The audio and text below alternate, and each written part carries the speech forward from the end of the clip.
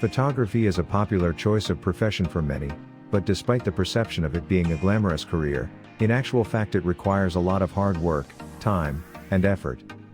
What you'll need to become a professional photographer? Here is the time to have a look at what you need to achieve to become a professional photographer.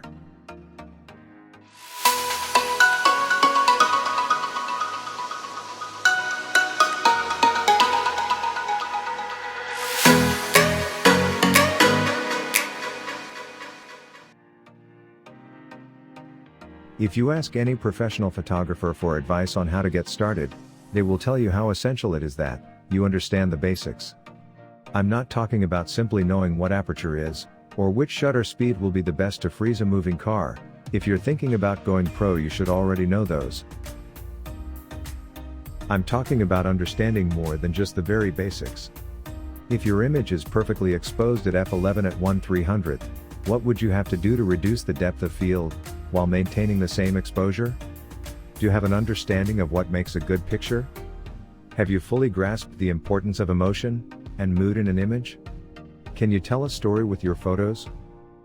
If you haven't yet fully grasped these concepts, you should definitely make sure that you take the time to get to grips with them. As a photographer, there is always more to learn. You should never be satisfied with what you know, as there will always be something else that can help you improve your photography. Keep practicing. Look at work by other photographers, and try to figure out what it is that makes their work so strong. Then, go and practice some more. Aim to develop your own style, don't simply copy others. Then, once you're confident you have a better understanding than before, the next step is to decide what you'd like to photograph. Do you have a panache for portrait photography?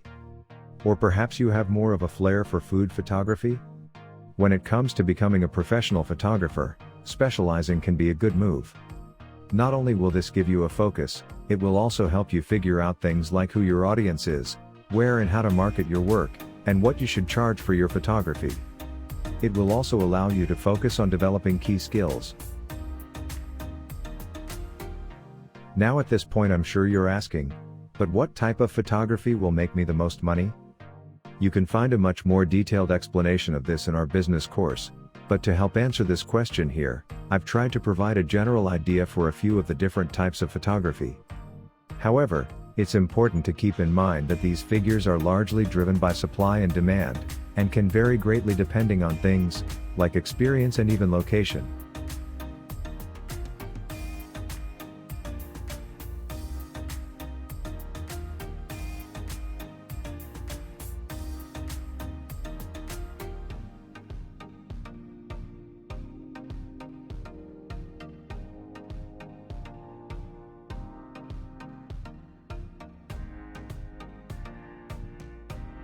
Over the years, photographic equipment has become more accessible and more affordable than ever before. However, with so much on the market, it can be difficult to know what you really need to get started as a professional photographer. This brings me back to my previous point: choose your niche. Once you've decided what type of photographer you want to be, you'll have a much clearer idea of what equipment you'll need. Whatever your area of specialization, it's important you have the right equipment.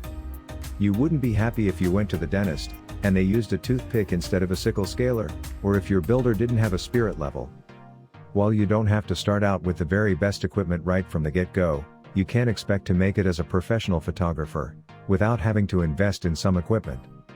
Speedlights and reflectors will only take you so far, and as your career progresses, you may find you require more specialized equipment such as filters, studio lights, or even specialist lenses. A good way to test out any equipment before you buy it is to rent it. This is something many photographers fail to consider, but it's a great way to try out equipment before committing. This way you'll be able to see the exact results yourself, see how it works and how it feels too.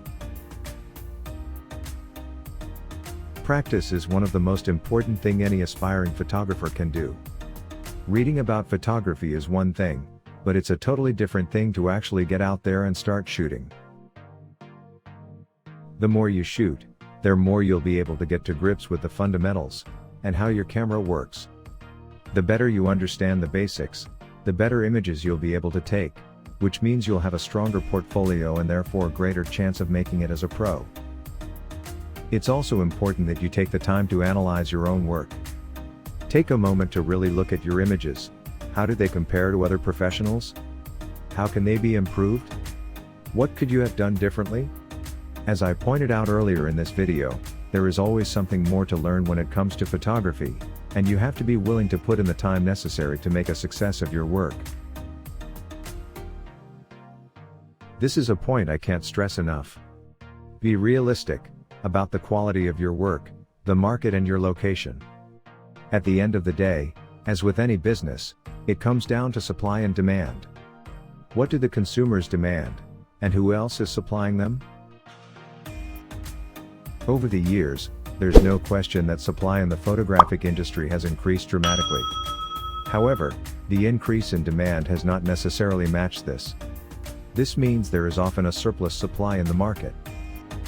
If you're looking to go pro, you have to be realistic about this. For example, if you're in an area that already has hundreds of weddings photographers all offering their services at competitive rates, you have to consider what your chances are of making a success of it.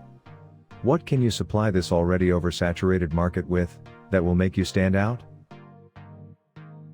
You have to consider who you are able to supply to, and what you are able to supply them with. You also have to consider who else is already supplying similar services.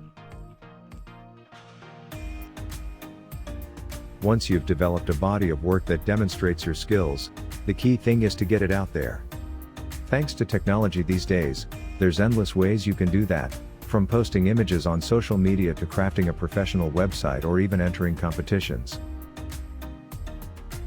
Your portfolio should be a collection of only your very best work, so it's important that you give due thought and time to it.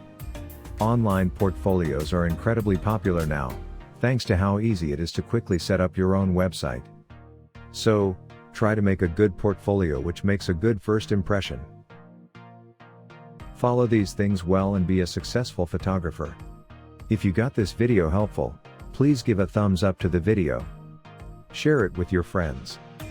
Don't forget to subscribe to the channel for more important videos like this. Thanks for watching.